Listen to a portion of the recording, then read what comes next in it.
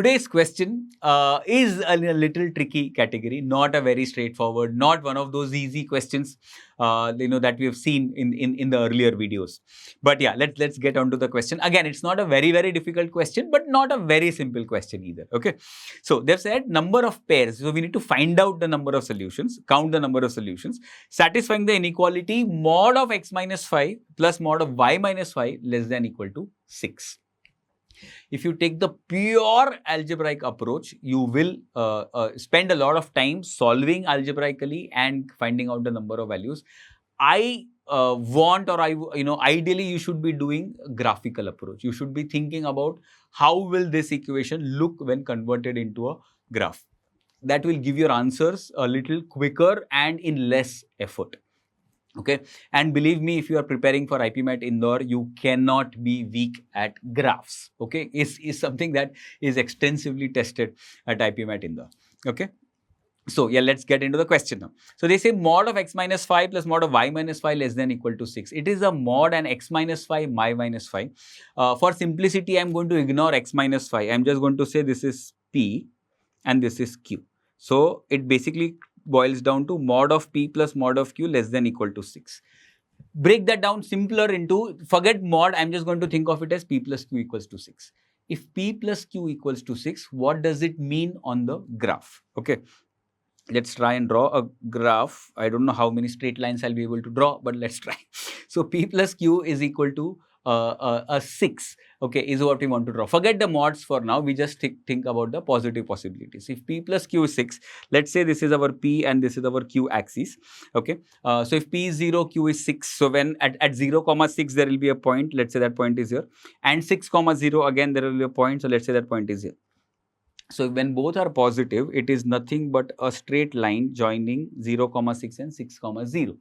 Because it is mod, because it is p, because it is q, there is nothing like p and q minus 1 or p minus 1 and q or q plus 2 or something like that. It is going to be symmetric about the origin, okay, which means all 4 quadrants, and because both of them have mods, right? So if you remove one mod, basically when you remove both the mods, you're going to get 4 possibilities: positive, positive, positive, negative, negative, positive, and negative, negative. Which means if you are even little bit familiar with graphs, the moment you look at mod p plus mod q less than equal to 6, you should be able to immediately draw the graph something like this. Okay,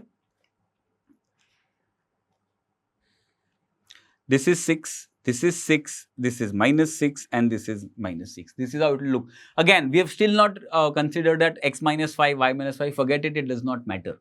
Okay, the question, so basically mod p plus mod q equal to 6 translates to this parallelogram or this rhombus on the graph. Okay, now they have said less than equal to 6 and they want a number of integer solutions. So what we will do in terms of graph is only find out the number of points with integer coordinates on or inside the graph, because they have said less than equal to 6. Had they said less than 6, we would not count the points on the boundary. Had they said equal to 6, we would not count the points on, or rather inside the inside the boundary. We count only the boundary. But because they have said less than equal to, we'll count both.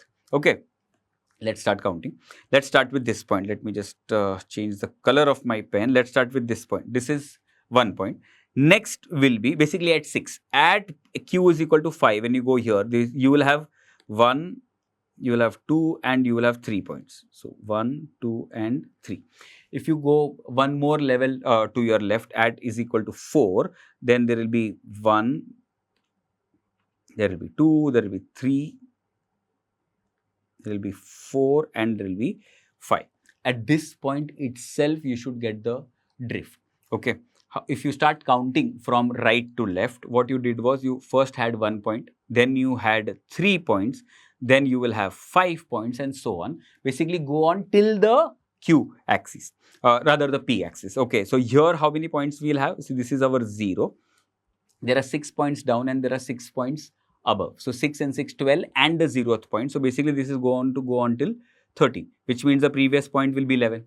Correct. And after 13, rather after, to the left of p axis, again it will start decreasing. So again you will have 11, then you will have a 9, then you will have a 7, 5, 3, 1, whatever.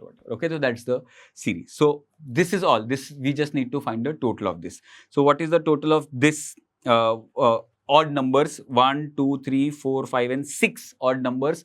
Sum of the first 6 odd numbers is sum of the first n odd numbers, n square is the answer. So first 6 odd numbers is 36. So there are 36 here, there are 36 here. So 36 and 36 will take us to 72 and 13 in the middle. So plus 13 which will take us to 85. So my total answer here is going to be 85. Now, if I am familiar with graphs, if I am thorough with my graphs, the moment I look at mod of x minus 5, mod of y minus 5, first thing I'm going to think of it as, forget the y minus 5, I'm going to think of it as mod p mod q less than equal to 6, which means the first thing that has to come to my mind is a rhombus at 6, minus 6 and minus 6, right?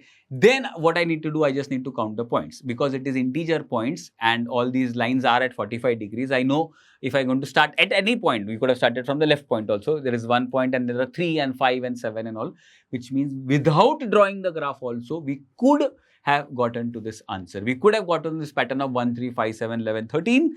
Then again going back, so 11, 9, whatever. Okay, so the counting would have then been easier. But provided you are comfortable with graphs. Graphs actually solve a lot of problems, and as I told you earlier also in the video, this concept, the graph concepts are very extensively tested at IPMAT Indore. Okay, so I hope this particular approach helped, and I hope you are able to get to your answers quickly with this approach. So yeah, all the best, do well, keep prepping.